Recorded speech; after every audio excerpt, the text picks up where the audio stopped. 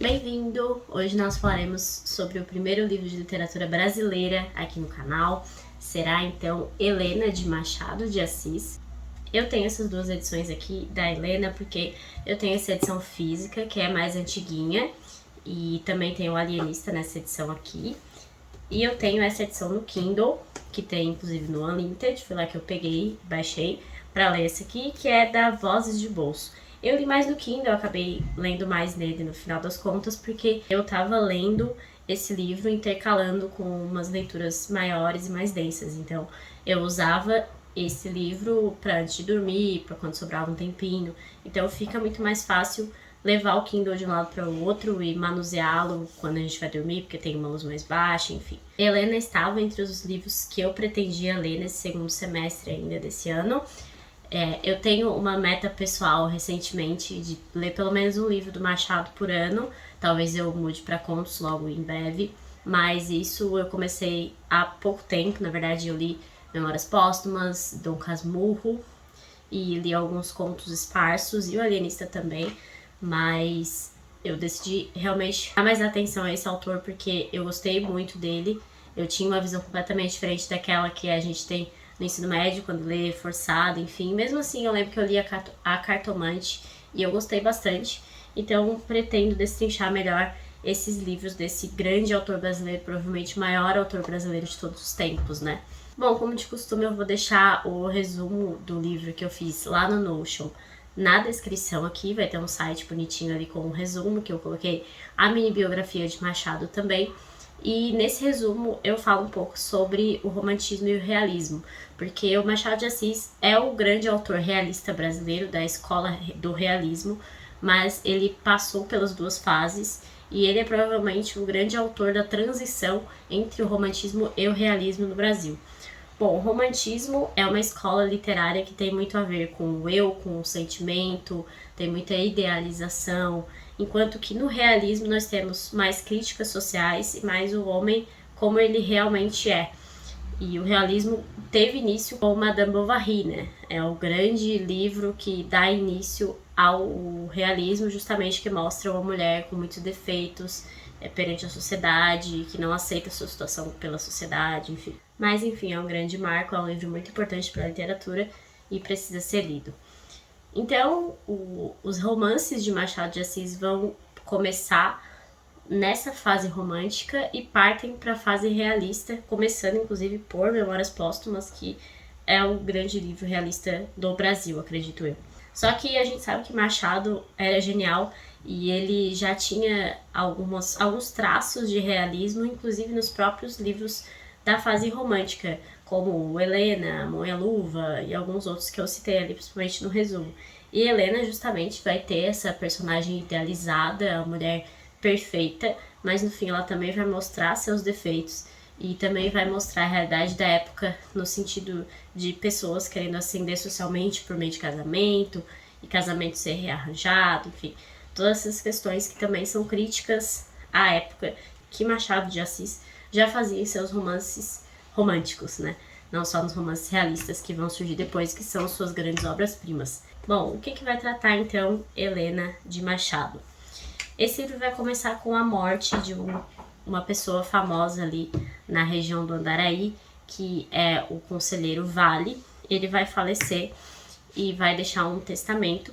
Ele tem um filho único que mora naquela casa, na casa dele. Esse filho se chama Estácio e ele mora apenas com a tia dele, que no caso era irmã do conselheiro Vale, que é Dona Úrsula. Então vai haver esse falecimento, a história vai começar com a morte desse conselheiro Vale, ele vai abrir o testamento dele, e o médico e grande amigo desse conselheiro Vale, que é o Dr. Camargo, vai abrir o testamento e vai contar para Estácio que nesse testamento tem uma disposição que pode ser um pouco perigosa, porque o conselheiro Vale decide em seu testamento reconhecer uma filha bastarda, que é então Helena. Helena nunca teve contato nenhum com essa família, com a Dona Úrsula e com o Estácio, mas nesse testamento ele vai reconhecê-la como filha e ele demanda que Helena vá morar na casa e conviva com os demais familiares como se já fosse da família.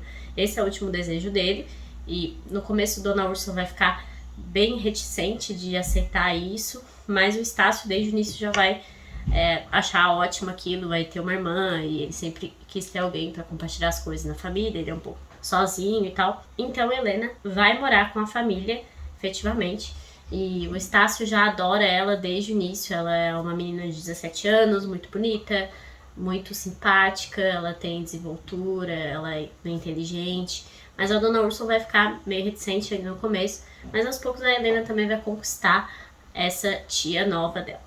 O Dr. Camargo, que foi quem abriu esse tal testamento, já não via aquilo com muitos bons olhos, principalmente porque ele pretendia casar a filha dele, que é a Eugênia, com o Estácio. E o Conselheiro Vale era muito rico, o Estácio também era muito rico. Esperava que a filha dele casasse, então, com uma pessoa socialmente melhor que ela, conseguindo condições financeiras melhores para a família e também prestígio, status social e tudo mais. Mas fato é que os dois já estavam meio que combinados de casamento, eles namoravam há muito tempo, enfim. Aparentemente havia um relacionamento que envolvia amor também naquela questão. Outro personagem muito importante que vai aparecer em Helena é o padre ali daquela região, que é o padre Melchior. Ele é meio que um orientador espiritual da família. Então, sempre que acontece alguma coisa, aquela família vai procurá-lo, vai buscar conselhos e tudo mais. Eu vou dizer já desde o início aqui pra vocês, sendo bem sincera, porque o meu objetivo é ser bem sincera aqui, mesmo quando eu não gosto muito do livro. E o começo de Helena eu tava achando muito chato. Primeiro porque o Estácio é muito irritante. Eu acho ele muito irritante, ele meio que não decide nada, não faz as coisas. Ele tem 27 anos, é um matemático, mas não faz nada, aparentemente. Ele é um pouco irritante. E também porque Helena é super endeusada, é a grande personagem romântica aqui dessa história. Então, a gente não tem como esperar outra coisa. Mas eu acho que depois de tanto contato com o realismo, com Dostoiévski, por exemplo, a gente fica meio cansado desse tipo de leitura. Mas Machado de Assis é Machado de Assis. Não importa, pode ser o livro com os piores personagens do mundo, a temática mais romântica possível. Mesmo assim, Machado de Assis vai dar um jeito de dar uma reviravolta muito doida na história que só ele consegue fazer. E é exatamente isso que vai acontecer aqui.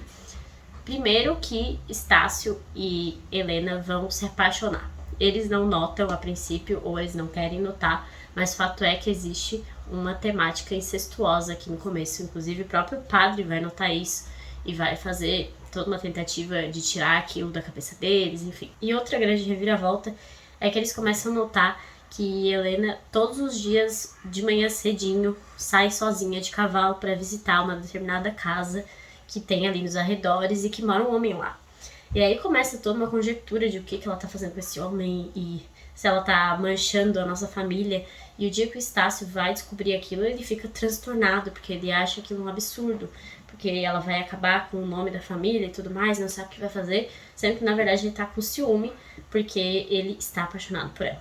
Basicamente a narrativa é essa, então o começo todo é esse, só que a partir desse momento tem uma reviravolta muito grande na história, muito inesperada e muito bem construída. Então assim, a gente tem uma personagem inicialmente romântica, inicialmente perfeita, sendo desconstruída por Machado de Assis de um jeito muito interessante aqui, mostrando que mesmo a pessoa mais perfeita do mundo tem defeitos.